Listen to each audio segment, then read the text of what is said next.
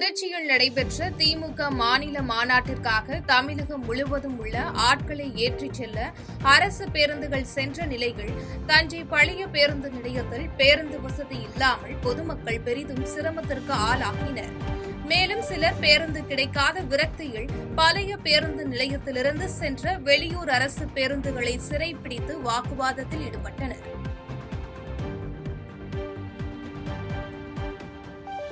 தஞ்சை மாவட்டம் கும்பகோணம் அருகே உள்ள சாத்தனூர் கிராமத்தில் 4 வயது சிறுமியிடம் பாலியல் சீண்டலில் ஈடுபட்ட தனியார் பள்ளி வேன் ஓட்டுநர் பெருமாள் என்பவரை போலீசார் போக்சோ சட்டத்தின் கீழ் கைது செய்தனர்.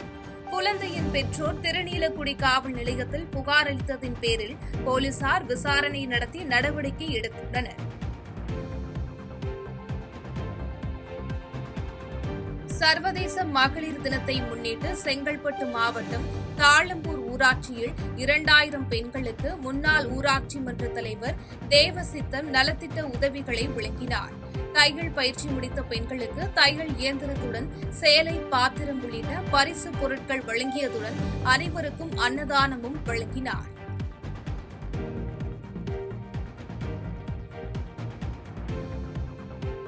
செங்கல்பட்டு மாவட்டம் மேல்மருவத்தூர் அருகே வருகின்ற சட்டமன்ற தேர்தல் பாதுகாப்பு பணிகள் குறித்து மத்திய பாதுகாப்பு படை வீரர்களின் அணிவகுப்பு நடைபெற்றது.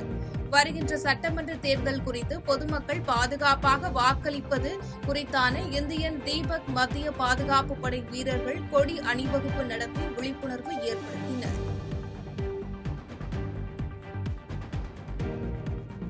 கடலூர் மாவட்டம் ராமநத்தம் அருகே உள்ள லக்கூர் பகுதியில் திருச்சி சென்னை தேசிய நெடுஞ்சாலையில் கட்டுப்பாட்டை இழந்த கார் விபத்துக்குள்ளானது.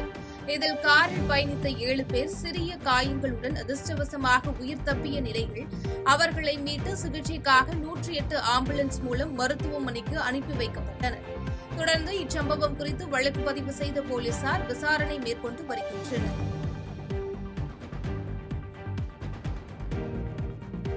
காசிமேடு மீன் மார்க்கெட்டில் MSSRF நபார்டு வங்கி கடலோடி அமைப்பை சேர்ந்த நண்பர்கள் ஆதரவோடு காசிமேடு துறைமுகத்தில் தூண்டிலில் பிடிக்கப்பட்ட மீன்கள் விற்பனை மையத்தை திருநங்கைகளுக்கு அமைத்துக் கொடுத்துள்ளது.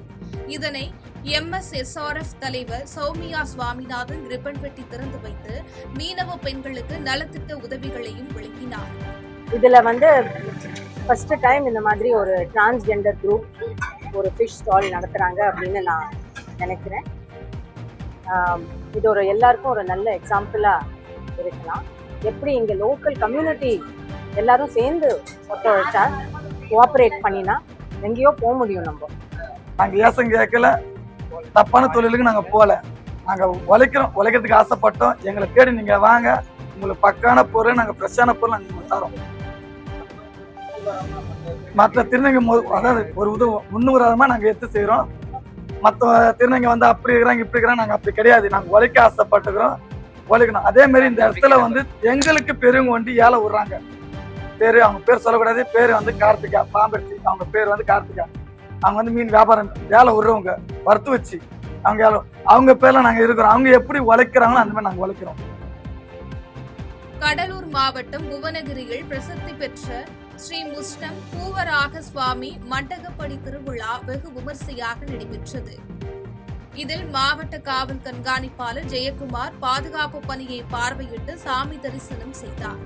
அவருக்கு கோவில் நிர்வாகம் மற்றும் வர்த்தக சங்கம் சார்பில் பூரண கும்ப மரியாதை அளிக்கப்பட்டது.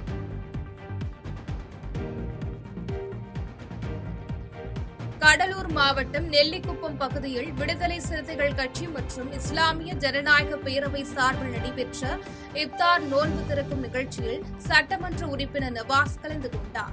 இந்த நிகழ்ச்சியில் திமுக, காங்கிரஸ் உள்ளிட்ட இந்தியா கூட்டணி கட்சி நிர்வாகிகள் உட்பட 500க்கும் மேற்பட்டோர் கலந்து கொண்டனர்.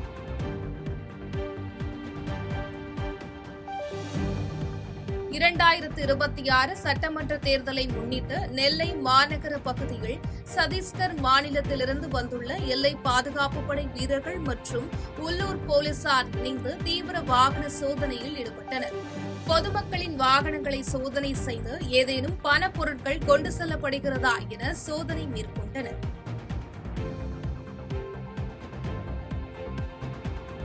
நெல்லை மாவட்டம் களக்காடு மேற்கு தொடர்ச்சி மலை பகுதியில் யானைகள் நடுமாட்டம் இருப்பதாக கூறி தலையணை சூழல் சுற்றுலா தலம் மூடப்படுவதாக வனத்துறை அறிவித்துள்ளது.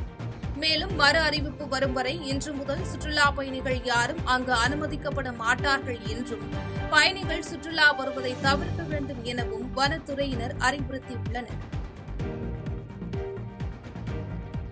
செய்திகளை உடனுக்குடன் தெரிந்து கொள்ள கீழ்கண்ட கேபிள் மற்றும் டிடிஎச் நெட்வொர்க்குகளில் எம்நாடு செய்தி தொலைக்காட்சியை காணுங்கள்.